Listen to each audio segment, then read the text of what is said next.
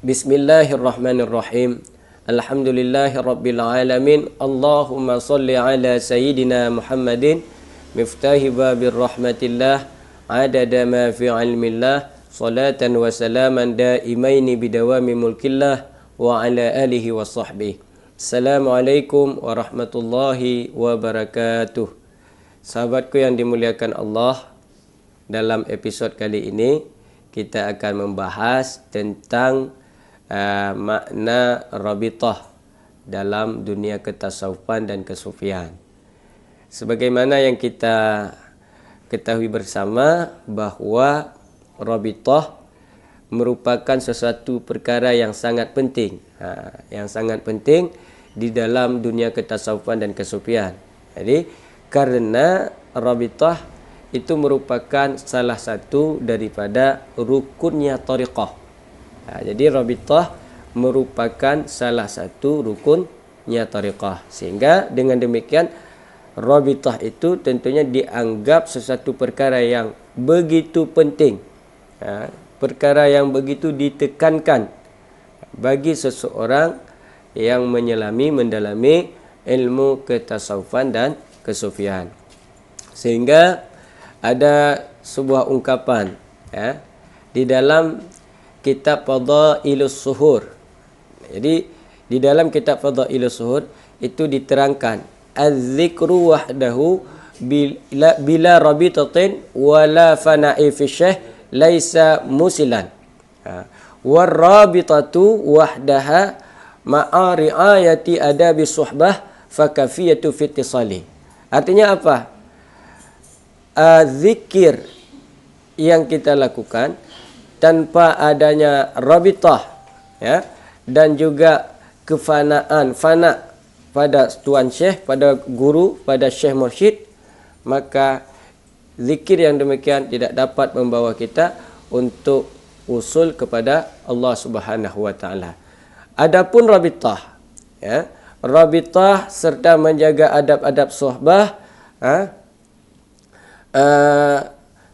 itu cukup bagi seseorang murid, sebagai modal untuk dapat membawa batinnya itu, membawa hatinya itu, membawa roh dan sirnya itu untuk usul, untuk sampai kepada Allah Subhanahu wa taala. Sehingga dari ungkapan pernyataan yang ada dalam kitab Fadailus Suhur ini, kita dapat menyimpulkan bahawa rabitah merupakan satu perkara yang sangat penting di dalam ilmu ketasawufan dan kesufian.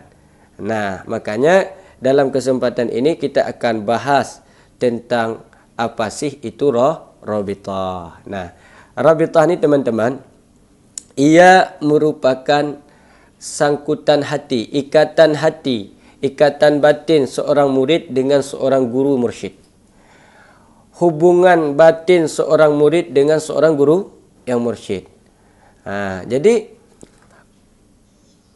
di saat batin seseorang murid itu memiliki ikatan dengan seorang guru yang mursyid, jadi batin seseorang murid itu memiliki ikatan dengan seorang guru yang mursyid, maka itu dikatakan dengan rabitah. Lalu kemudian bagaimana untuk seseorang murid dapat melakukan atau menghubungkan atau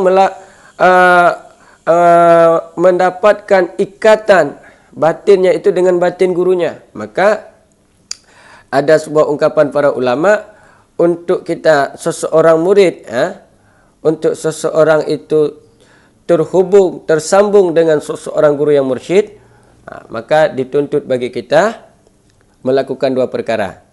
Jadi hasbuka minad dunya suhbatu faqir wa khidmatu waliyin. Jadi untuk cukup bagimu daripada dunia itu dua perkara. Yang pertama suhbah dengan mereka para fakir, yang kedua khidmat dengan mereka para aulia, para wali.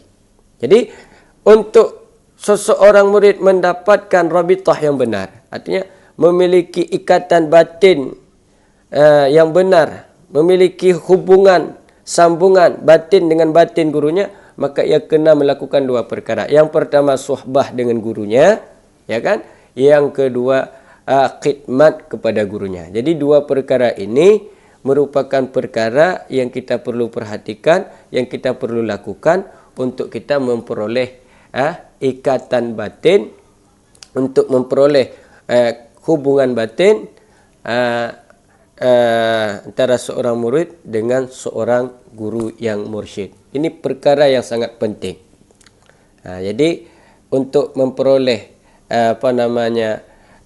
untuk dapat seseorang murid itu untuk seseorang mendapatkan ikatan batinnya itu, untuk seseorang memperoleh agar batinnya itu terikat, terhubung dengan batin gurunya, maka ia kena melakukan dua perkara. Yang pertama suhbah, yang kedua khidmat.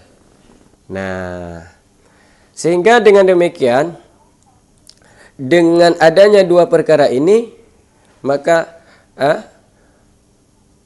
gambaran guru yang mursyid itu akan tersimpan di dalam memori ingatan seorang murid atau seorang salih. Hifzus salih suratul syekh. Jadi gambar seorang guru yang mursyid itu, gambaran seorang guru yang mursyid itu yang memiliki sifat keluhuran, yang memiliki sifat kesejatian itu tersimpan, gambaran itu tersimpan di dalam memori ingatan seorang murid.